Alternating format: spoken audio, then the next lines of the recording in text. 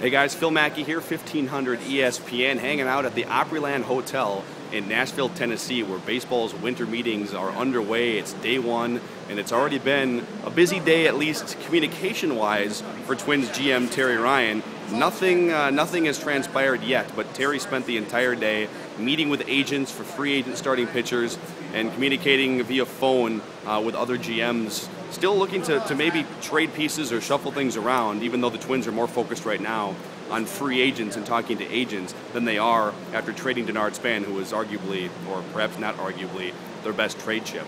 Here's where things stand right now. The middle infield for the Twins, we'll start away from pitching and get back to pitching here.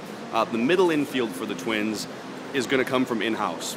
Brian Dozier, Eduardo Escobar, Jamie Carroll, and Pedro Flormon. Those four guys and anybody else who comes up behind them are going to compete for shortstop and second base. The Twins don't want to waste any budget or trade assets on middle infield when they need pitching so bad.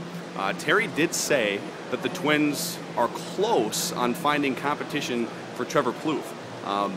Third base was it looked like it was shored up pretty nice for 6 weeks when Plouffe hit 18 home runs between about mid-May and sometime in July. But whether it was the thumb injury or scouting reports catching up, Plouffe had a horrible second half. He was one of the worst defensive third basemen in the league by any measure, any metric. And the Twins are hoping to bring in somebody, and Terry said there's a good chance that that person could be signed and or traded for by the end of the winter meetings. Pitching. Names that have been connected to the Twins here, names that I can confirm the Twins are in on right now. John Lannon, more of a bottom-of-the-rotation left-hander who was non-tendered by the Nationals. Brett Myers, Brandon McCarthy. You're going to have to think further down the ladder than Anibal Sanchez and everything that's above Anibal Sanchez. There was a report from the Detroit Free Press today that Anibal Sanchez scoffed at a 4-year, $48 million offer from the Detroit Tigers. So if he's scoffing at $12 million a year over 4 years, and then he wants reportedly $90 million over 6 years, that is going to be out of the Twins' price range. I asked Terry Ryan, he wouldn't get into too many specifics, are there free agent starting pitchers who you have ruled out for financial reasons? He paused and he said, there are pitchers we've determined that won't be a fit.